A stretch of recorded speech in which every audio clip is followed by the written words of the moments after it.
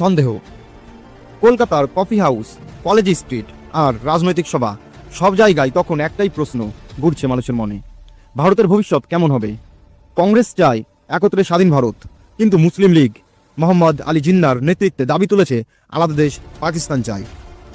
সেই সময়ে জিন্না ঘোষণা করলেন 16ই আগস্ট হবে ডাইরেক্ট অ্যাকশন ডে, অর্থাৎ সেই দিন মুসলিম লীগ শক্তি দেখাবে পাকিস্তান গঠনের দাবিতে। সেই দিনটা ছিল শুক্রবার। সকলে, হাজার হাজার মানুষ মসজিদ থেকে নামাজ পড়ে বেরিয়ে আসছে, হাতে মুসলিম লীগের পতাকা, মুখে স্লোগান লড়কেলেঙ্গে পাকিস্তান। হাওড়া থেকে শিয়ালদা পর্যন্ত শহর ভরে গেল মিছিলের ঢলে।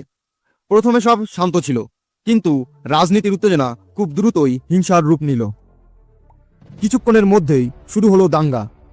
বসন্তী রঙের মন্দির ভাঙা হলো, আবার অল্প পরেই বাজারের মুসলিম দোকানেও আগুন ধরানো হলো। মানুষে মানুষ আস্থা ভেঙে পড়ল। রাস্তায় ছুরি, দা, লাঠি নিয়ে নেমে এলো হিংস্র জনতা। হিন্দু ও মুসলিম উভয় সম্প্রদায়ের মানুষ ভয়ঙ্করভাবে আক্রান্ত হলেন। ট্রামের লাইনে, গলির মোড়ে, রেল স্টেশনে, সব জায়গায় লাশ পড়ে থাকলো। একটা শহর মুহূর্তে পরিণত হলো মৃত্যুপুরীতে। এই হত্যাকাণ্ড থামলো না একদিনেই, টানা 4 দিন ধরে